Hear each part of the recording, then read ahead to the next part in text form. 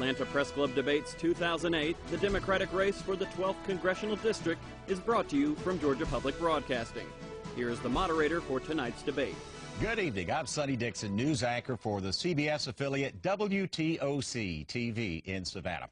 Welcome to our 2008 election campaign debates originating from the studios of GPB.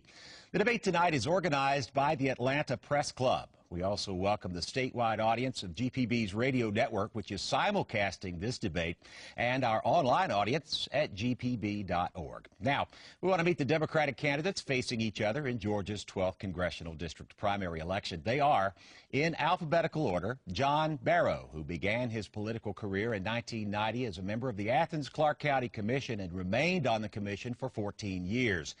Barrow is currently serving his second term in the 12th Congressional District. And Regina Thomas, a native of Savannah. Thomas was elected to the Georgia State House in 1995, where she focused on education, children's issues, and welfare reform. In 2000, Thomas was elected to the Georgia State Senate and currently represents the 2nd Senate District. The format this evening: in the first round, each candidate will answer 2 questions from our 3 panelists.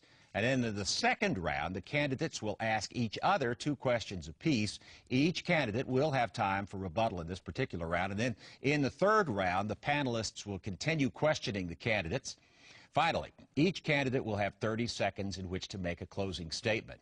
Before we get started, let's meet our fine panelists selected by the Atlanta Press Club. First, we have Walter Jones, who is the Atlanta Bureau Chief for Morris News Service. Next is David Zelski, who is the co-anchor of GPB's Lawmakers series. And our third panelist is Orlando Montoya, investigative reporter for GPB station WSVH in Savannah. All right, shall we begin? In the first round, each candidate will be asked 2 questions by our panelists. The candidates have 60 seconds to answer each question. By random selection, John Barrow gets the first question from Walter Jones. Good evening, and thank you for participating in our debate. I wanted to get right to a controversial point, and that is your endorsement of Senator Barack Obama. Given the fact that you disagree on some fundamental issues like the Bush tax cut and the position on the war in Iraq, wasn't your endorsement of him and his endorsement of you kind of the cynical politics that most people tend to think so little of? You know, that's a part of the problem with politics these days. You've either got to agree with somebody 100% or you haven't got any business working together on things. That's a part of the problem in Congress right now. I'm proud to support Senator Obama in his quest for the presidency, and I'm very proud to have his endorsement. But it doesn't mean that he agrees with me on 100% of the issues or that I agree with him 100% of the time. What it does mean is that we agree on more things than we disagree on, and he's trying to get the economy going again for the middle class, and that's something I support. His endorsement is the only one I've got. I got the endorsement of teachers. I got the endorsement of the VFW in the last election. I've got the endorsement of the U.S. Chamber of Commerce. The endorsement I'm most proud of, though, is the endorsement I get from citizens whenever I travel in the district when they say, we've never had a congressman work this hard for us before to see us and visit with us. So when you take all those endorsements into account, I'm proud of the support that I've gotten. David Zelski, you've asked your question for Regina Thomas. Well, a wave of baby boomers are about to start collecting Social Security, expecting to drastically change the financial situation.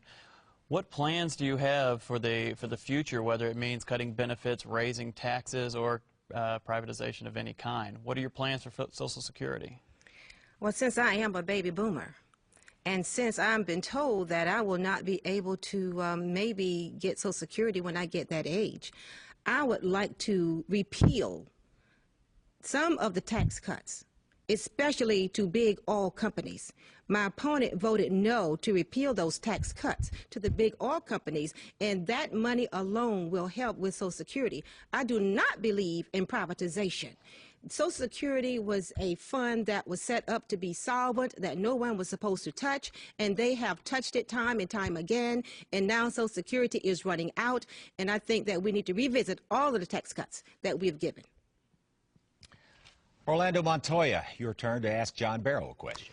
Mr. Barrow, given your support of the war in Iraq and the Bush tax cuts, how do you respond to the charge that you're not the true Democrat in this race? Well, one thing, the characterization of my position on the war has been mischaracterized or outright misrepresented enough times. I'm not exactly sure what folks think my position is. I can tell you what my position has been consistently. I have and will continue to support our troops in the field as long as they are in the field, and I will never vote to cut off the funding for our troops when they're in the field. It's my belief that the war has gone on too long and cost too many lives. We ought to do everything we can to responsibly and reasonably bring them home as quickly as we can. The way to do that, I think, is to incentivize the Iraqi government to shoulder more of their share of the burden of self-defense. We can do that in this country. This administration's not done that. I've called upon the administration to do that, and I'll continue to do so. And now, Walter Jones, you may ask the final question for Regina Thomas. I think an obvious question in a primary is, why would one Democrat run against another Democrat when you were in a pretty safe seat and he is in a seat that you could throw into jeopardy and the party could lose? There are really no safe seats, and these seats do not belong to us. We are just holders of the seat. We are public servants. I know I am a public servant. I am not pleased, nor am I satisfied with the direction of the economy, the direction that this country is going in. We don't own this country, and I am I am categorically not pleased with the representation or the lack thereof that we have had in the 12th Congressional District, and that is why I'm a candidate for the 12th Congressional District. I'm a true Democrat.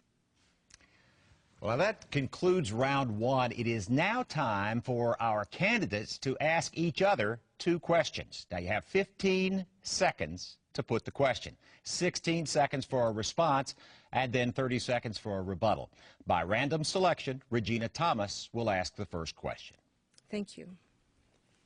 Last week, maybe week before last, there was a vote in Congress that would give, it's called the Foreign Intelligence Surveillance Act, that you voted to give George Bush, along with the telecom companies, immunity from prosecution for the illegal wiretapping of American citizens. Could you tell me why your vote was that way?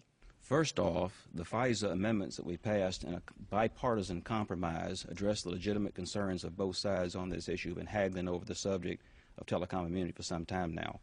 Contrary to what you said in your statement, it does not grant any immunity to any government official whatsoever. In fact, it reinstates and makes it very clear that there can be no warrantless wiretapping on any American citizens, either here or abroad. It extends the basic protections we've enjoyed under the FISA law before the war on terror was begun in 1911 and before the President launched his terrorist surveillance program without the authorization from Congress.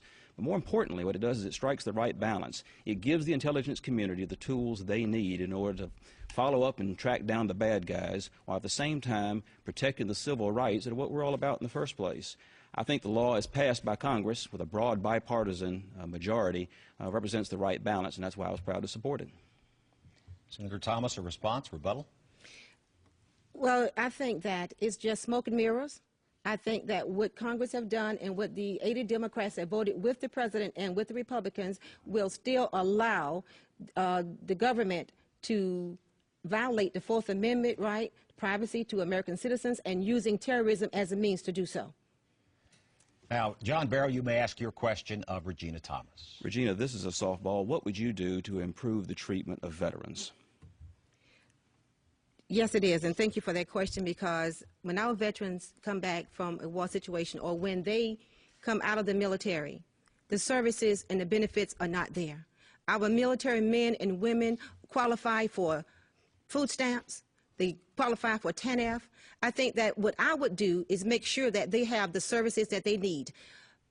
Therapy, those who are coming back, their main bodies are broken. If they need limbs, they will be able to get those limbs. They need counseling. They have post-traumatic stress syndrome. And I think that we need to treat them better than what we have been treating them. And it's almost like you've served your country, now you go back to your family if your family is still there. We need to do better by our military men and women. And we also need to stop the stop laws that Bush has implemented, that when they were ready to get out, that they cannot and have to stay. Representative Barrow. Of course, I'm already working to improve our government's treatment of veterans. I was proud to be a part of the team that voted for the largest increase in health care spending for veterans in 1 year in the 77-year history of the VA. I was proud to be a part of the team that pushed through a new GI Bill, which more than doubles the benefits for our soldiers returning from Iraq and Afghanistan. And I led the effort and got the law passed that raised the disabled veterans mileage reimbursement rate for the first time in 30 years. I'm committed to doing that and staying on that job until we get it done completely, until we get them the same reimbursement rate every other government official gets.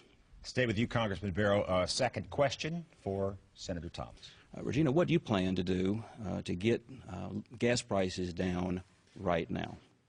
Well, let me tell you something. That's not going to happen, no matter who's in Congress. That's not going to happen no time soon.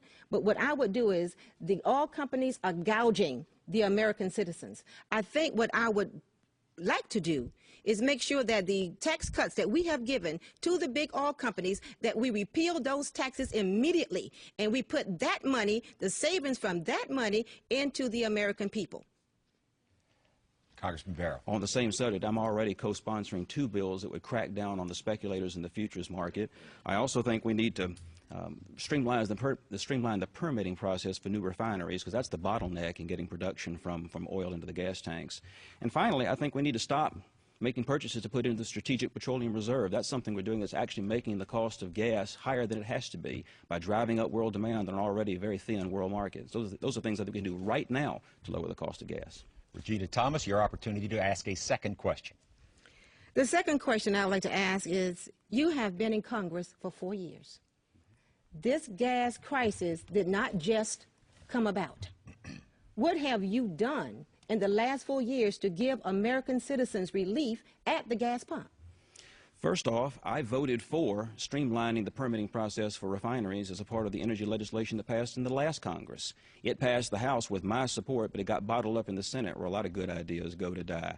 I've also voted for greater exploration and development of our offshore oil reserves, because we need to make better use of the oil that we've got in our own country. And that's the bipartisan part of my approach, working with folks on the other side of the aisle to push the ideas that they're emphatic about. On our side of the aisle, I've been taking the lead in developing alternative sources of energy. The Range Fuel plant in Fruitland County will make it possible for us to turn cellulose, that's plant material that's not food, so we can drive down the cost of gas without driving up the cost of food. And finally, I voted for conservation, because there's energy in conservation. This Congress, with my support, passed the first increase in fuel economy standards in 30 years. We'll get 30% more miles per gallon because of what we did in this Congress, and that's like having 30% more gas. Regina Thomas, a rebuttal. Talk is cheap. The American people are suffering. Being in Congress for 4 years and still talking about what you're going to do, it should have already been done. I think that we need to be honest to the American people. We need to tell them exactly what's happening, that the big oil companies and their executives are getting all the money, that we are being gouged. And if we did drill for oil here in the United States, it would take 10 years before we could really see the work being done. Now, that concludes our second round of questioning. For the third round, we return to our panel of journalists who will ask questions of the candidates of his or her choice. The candidates will be allowed 1 minute to respond, and as the moderator, I will determine if the opposing candidate will be given 30 seconds for rebuttal. We begin this second round with a question from David Zelski.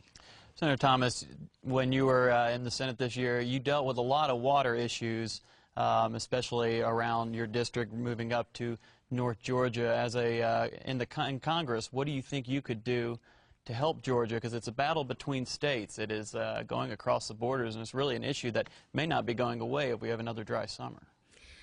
I don't think it's going to go away. I think that we need to make sure that we take care of Georgia first. I think that when you look at Atlanta and look at the drought that we have had in this state this year alone, if we want to continue to build new nuclear reactors, I think that we need to look and see how much water that uses. We have to preserve our water. We have to make sure that the water is going to be there for the people in the state of Georgia. And what I would do is make sure that Georgia gets their fair share, that water is monitored where the Savannah River site is concerned, that we make sure that the air quality is the same as it's supposed to be, and that we would have the money here for Georgia to make sure that we still have the water. Now, Orlando Montoya, a question. Another primary concern of the average Georgian would be health care as the economy continues to teeter on the edge of worry. Should health care reform ensure universal or near universal coverage, or should there be something less than that, just sort of fixing the current system? Well, I think we got to take it one step at a time, frankly. And I'll tell you, different members of Congress are focusing on different parts of the problem.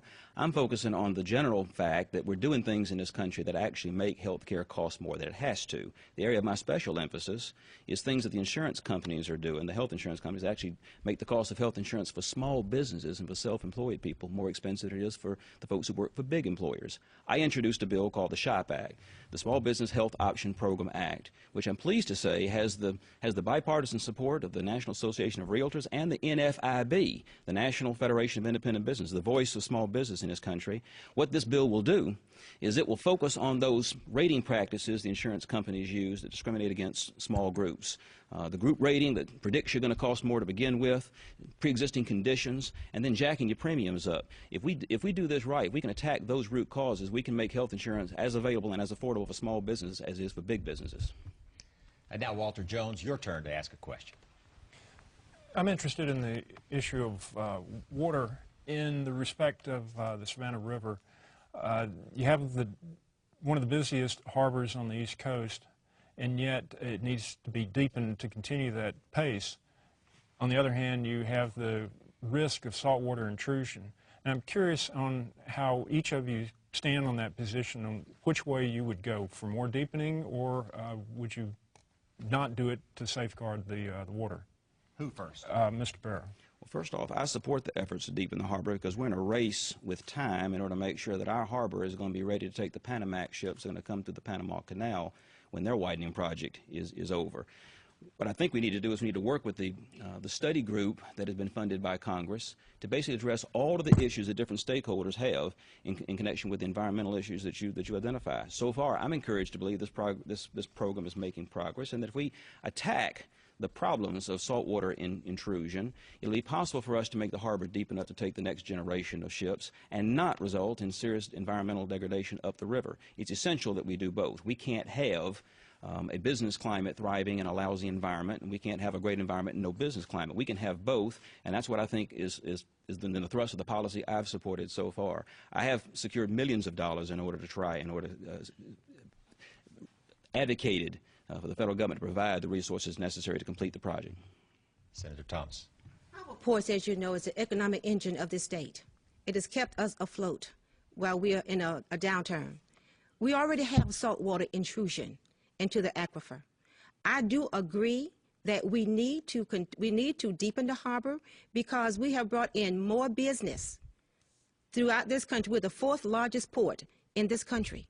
I think that we need to make sure that we have monitors there. The federal government has failed. As a congressman, they have failed to put the funding here at the Savannah River site to monitor the water, to make sure that there is no nuclear waste that's going into our water, and to see how far that saltwater intrusion is. We need to have that funding to monitor the saltwater intrusion as well as to deepen the harbor. David Zelski, a question, and if you will identify the candidate to whom you pose it.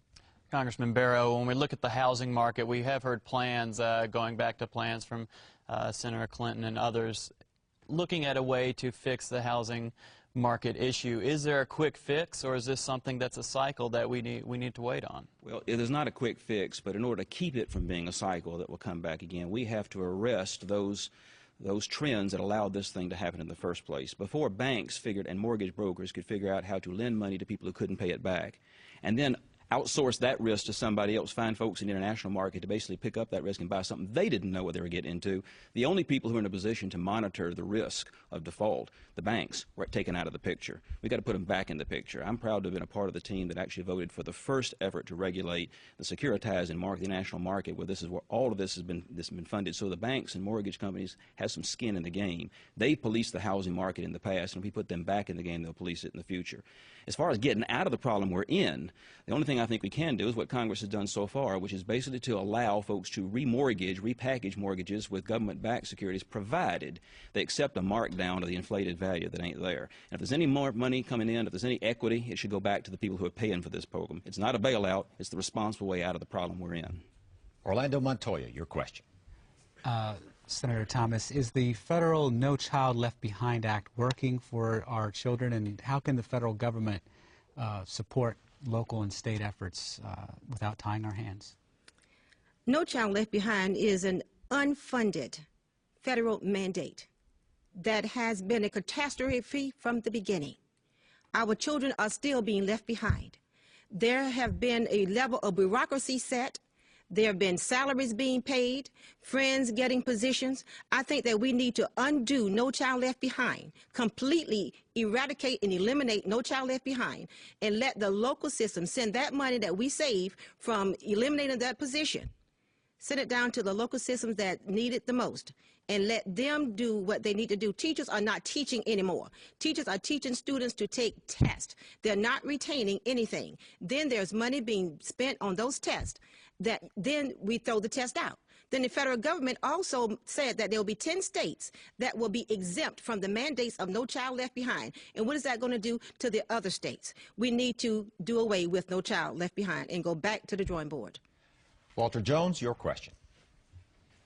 We spoke a little bit earlier about Social Security. I think we heard from Regina Thomas about that. I would be interested in, Congressman, your views. Do you favor raising either the retirement age or removing the cap on the income cap, as some have proposed? And if you favor that, would you have the benefits accordingly go up for people in the upper income? Well, first off, I don't think it's necessary to do any of those things, but I want to acknowledge at the outset that I was a part of the effort. I was a part of the team that led the fight to stop President Bush from privatizing Social Security when he was flying high. Not many people can remember just a couple of years back when he was flushed from his reelection. He made it the centerpiece of his administration to turn Social Security from the largest defined benefits plan in the country into the largest defined contributions plan in the country, from an insurance policy into a individualized savings plan. He was going to privatize it. We fought him we beat him colder than a mackerel on that thing when we were in the minority. What I think folks need to know is that unlike Medicare, Social Security is actually in remarkably good shape because of the bipartisan work that Tip O'Neill and Ronald Reagan did back in the early 80s. Those guys were able to get it together and make the minor changes to put this thing on a solid financial basis. The only thing wrong with the Social Security budget is the rest of the federal budget, because the federal government lends so much money to other people that down the road they have to figure out whether they're going to pay their banker or pay retirees. That's when we're in trouble. We've got to fix what's broke with the rest of the federal budget. That'll take care of Social Security. David Zelski, if you will, pose the last question in this round. Senator Thomas, Senator Obama's plan is to pull us out of Iraq within the next 18 months, but what dangers do you see in laying our plan out on the table, and how are we supposed to isolate al-Qaeda if we are leaving that region? I feel that we can pull our troops out. I would not want to broadcast to the world when we're going to pull them out, but we do need to have time frames on pulling our troops out. And in addition to Social Security, if we stop outsourcing our jobs to foreign countries, we would have more people working in America and more people would be paying into the Social Security system. Thank you to our panelists and thank you to the candidates. Now, we have no more time for questions, but each of the Democratic candidates for the 12th Congressional District does now get 30 seconds for a closing statement. John Barrow was randomly selected to make the first statement. In my time in Congress, I've earned a reputation for getting things done by working with folks on both sides of the aisle and all sides of an issue to find solutions for the problems of the people in this country. I've taken that approach because I genuinely believe that's what this country needs, and I know that's what the vast majority of the folks I represent want us to do in Washington. If that's the kind of representation you want, then I ask for your vote on July 15, and I'd be proud to have your support. Thank you. Now, Regina Thomas will give her closing statement. I'm Regina Thomas. I have 12 years of legislative experience in the Georgia General Assembly. I can say to you categorically that this country is in a mess. We do not own this country, and we need to take America back. We need to help out in education, in health care. We need to help our veterans and our troops. We need to do those things instead of taking care of people in other countries, and this is what has been done. The incumbent has always voted with Bush and the Republicans, and look where we are. We can do better, and on July the 15th, if you vote for Regina Thomas to be your next Congresswoman, I can assure you that you will know what's happening in your country. That concludes our debate. We would like to remind the voters that the primary elections will be held on Tuesday, the 15th of July. Of course, in this particular race, there can be no runoff, but the runoff date is the 5th of August. We want to extend our thanks to the candidates and to our fine panel of journalists. We'd also like to thank the Atlanta Press Club for arranging the debate tonight. If you'd like more information about the Atlanta Press Club, you may visit www.atlantapressclub.org. The debates, by the way, I want to remind you once again that air on Georgia Public Broadcasting are archived on the Press Club's website, so you can watch it again and again and tell friends about it if they didn't have the opportunity to watch it tonight. Please stay tuned for the debate between the Republican candidates for the 12th Congressional District. I'm Sonny Dixon. Thank you very much for joining us for this primary election debate. This program was funded in part by a grant from the late Tom Watson Brown and by supporters of Georgia Public Broadcasting. Thank you.